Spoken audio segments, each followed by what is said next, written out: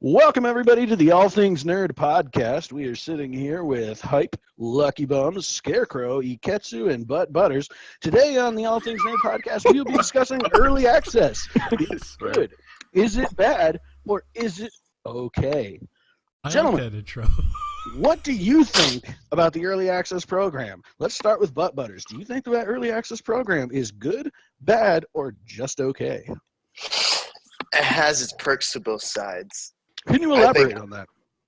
I think personally that early access does give, the players and stuff like a kind of like a introduction to how the game's going to be played. Gets them the feel for what they expect when the actual game comes out.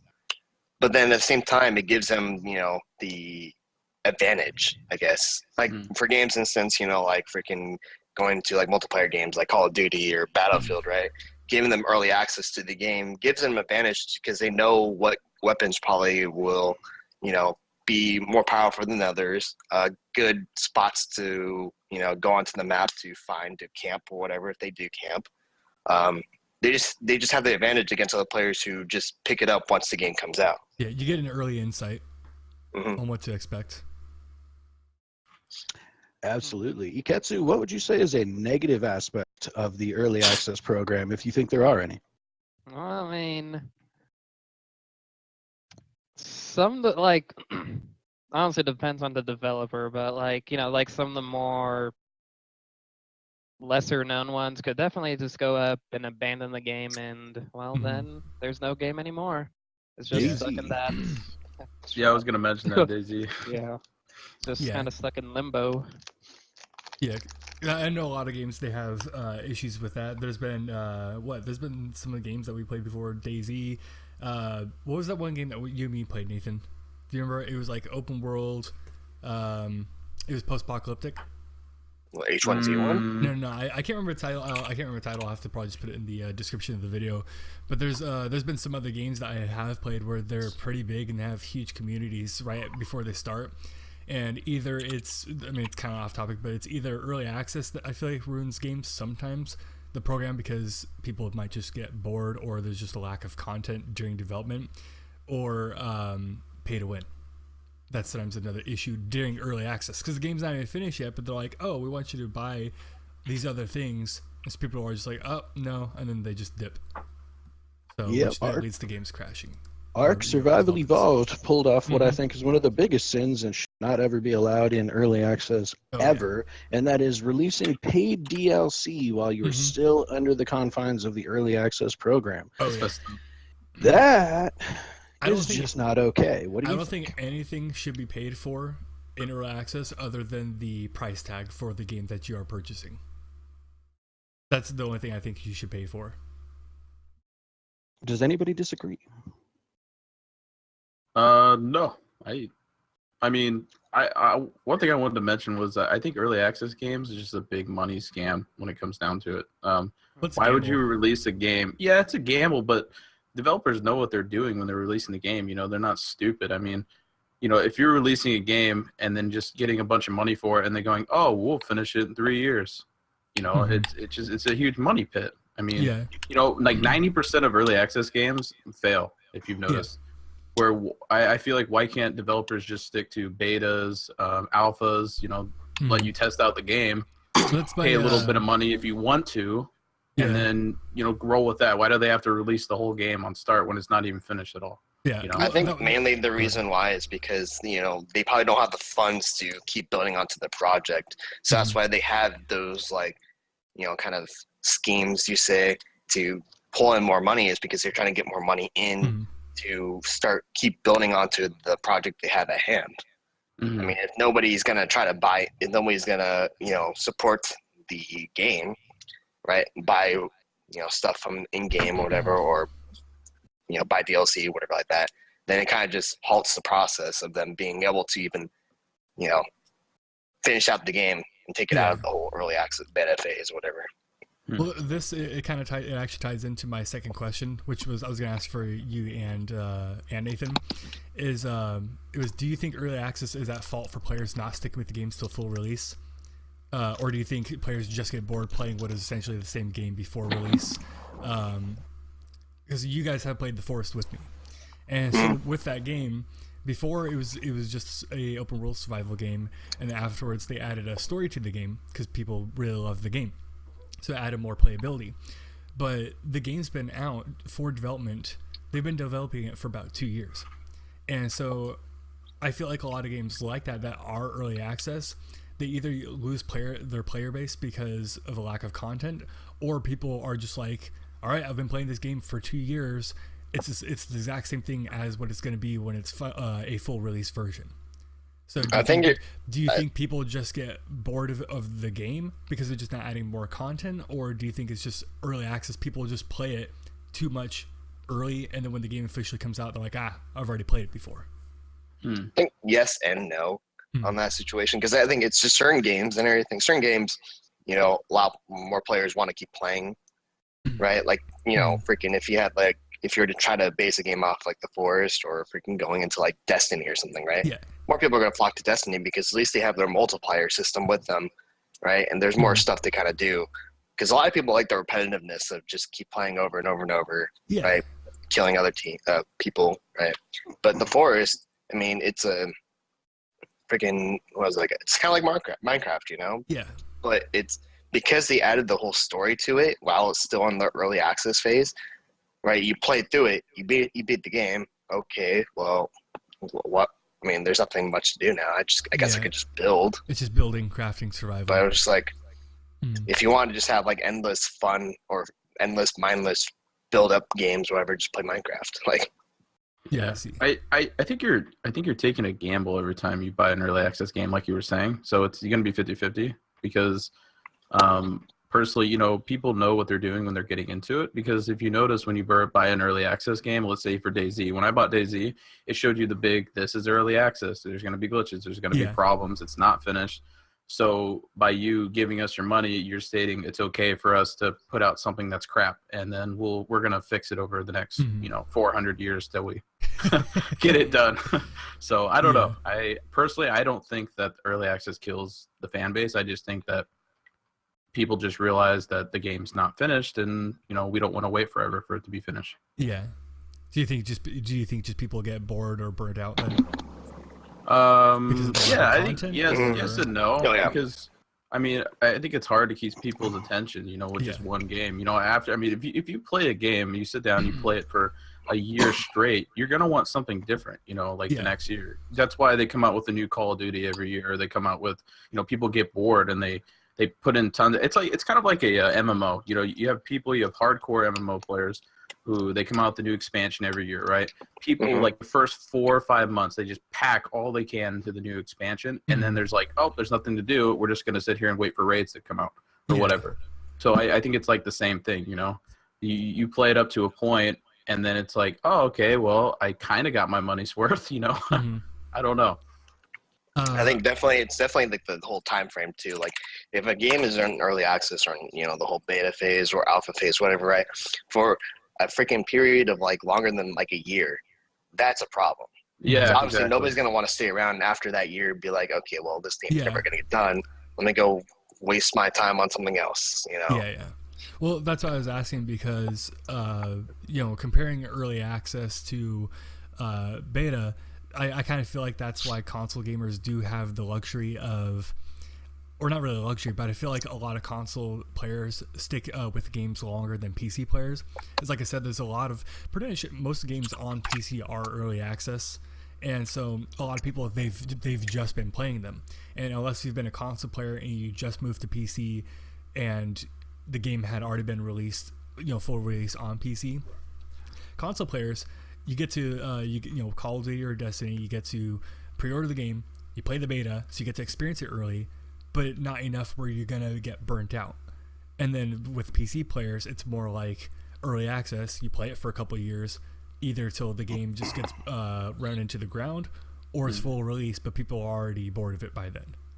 So, well, the thing that you're also overlooking too, though, is that whether or not a player is going to stick with or even return to an early access game post-release, post-full release, is wholly dependent on what changed. If I play an early access game and the full release version differs in almost no way from the hundreds of hours I put into the early access version, there's no incentive to return.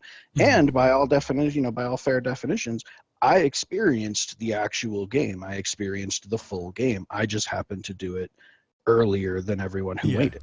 So, I mean, it's not, I can't really say that, I've ever said that felt that an early access game diminished my experience of a game to the point to where I felt like, oh man, I really should have just waited for this. Yeah.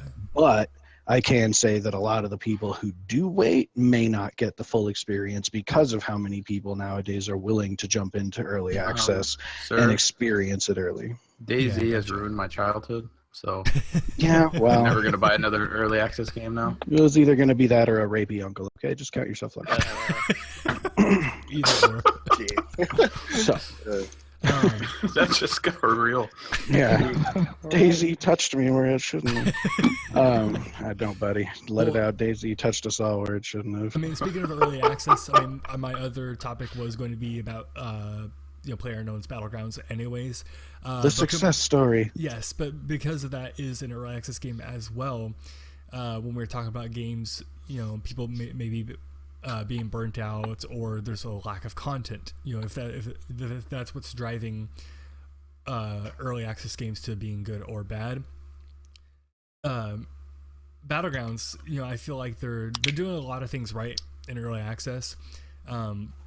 What do you think that they've been doing right though, compared to other early access games? Like, do you think they're just rolling out with updates and content more consistently, or they're not like adding way too much stuff right away, and then so they're left with adding not a lot of stuff later on? I don't know if that makes sense. A few things.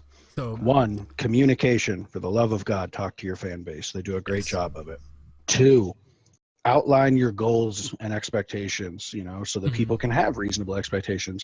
Three, meet those expectations, or if for any reason you're incapable of it, detail a plan to how you're going to rectify that situation with your fan base.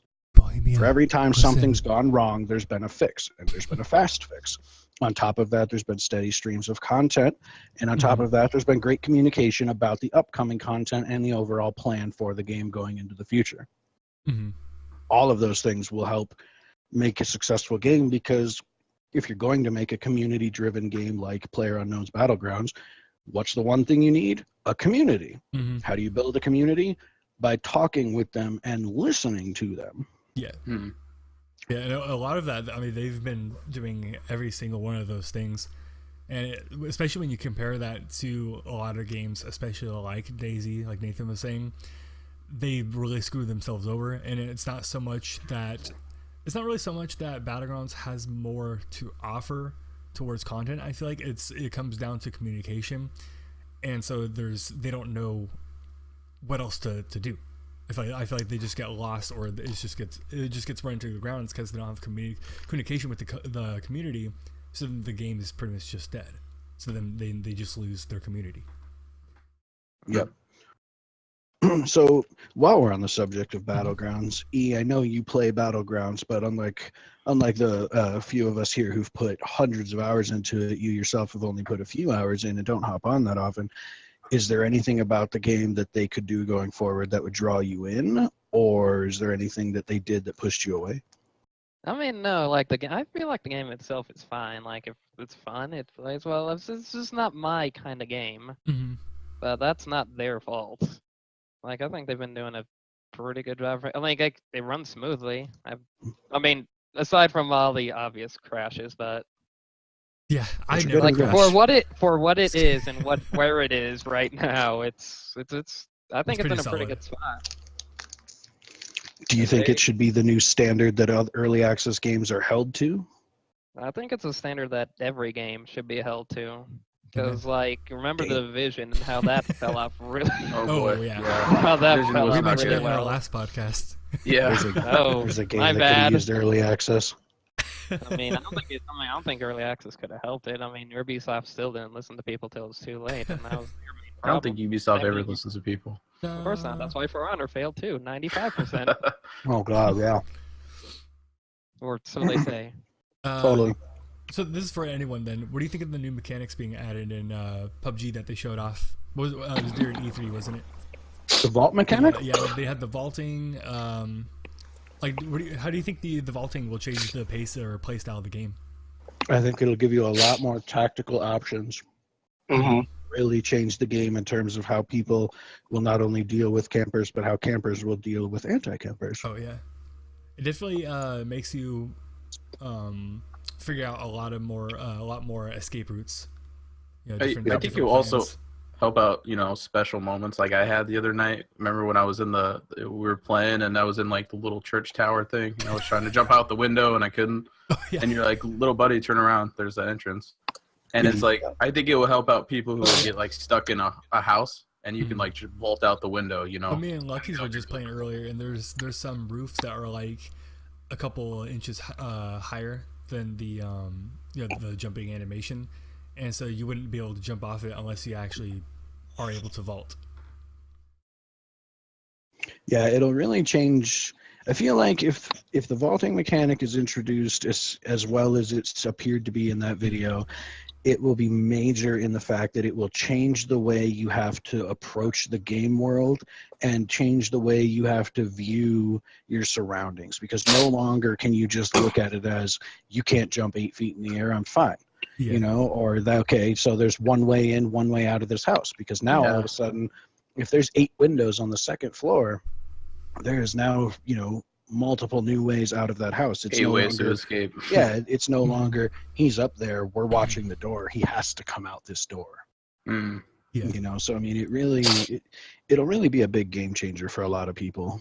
Yeah, for sure. I think that's really exciting because it's interesting to me that a simple vault mechanic and window jump, or like window crawling mechanic, is basically reshaping the world of the game. Pretty much. Yeah. I guess I'm speculating with that statement, but that's how I see it going. Yeah. Well, I mean, the one of the scenarios I can think of is, I know how cumbersome it can be when you try and, like, you're upstairs, you try and escape out the back door up top, second floor, and it's just sometimes it's so difficult just to jump over the rail, the balcony, just to try and like turn around, enter in from the bottom door.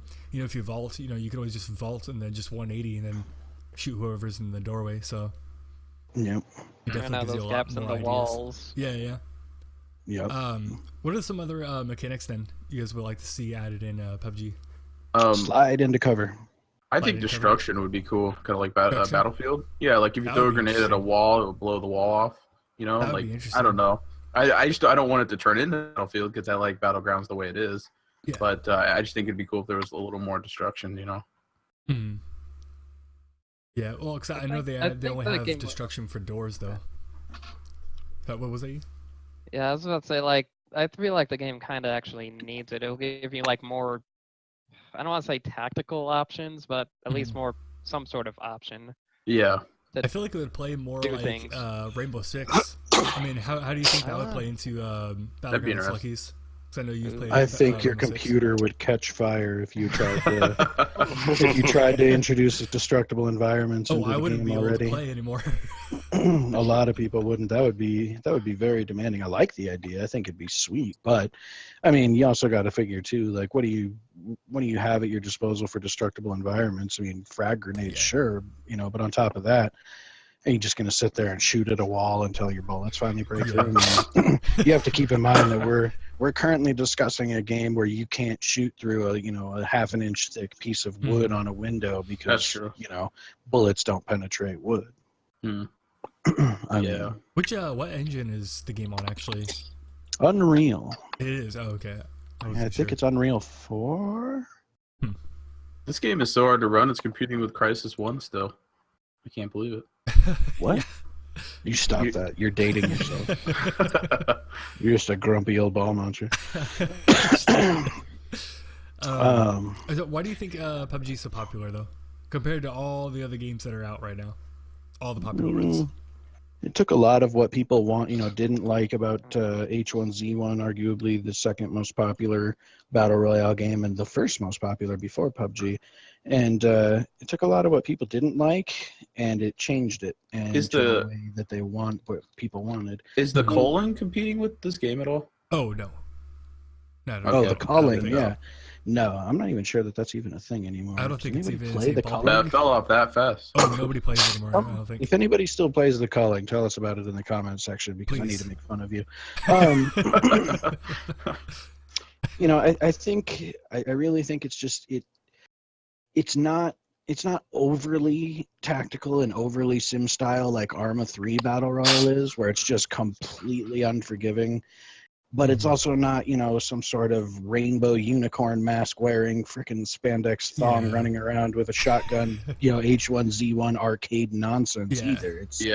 It finds that middle ground between fast-paced action, you know, and slow tactical play on a large scale. Yeah, and it really, I don't know, it really offers a different experience match to match because of how random it can be and how you need to make the best of what you've got. Yeah. You also feel like a badass when you wipe a squad on your own. You're like, woo, 4 people, I'm a god, and then you get hit by a bus.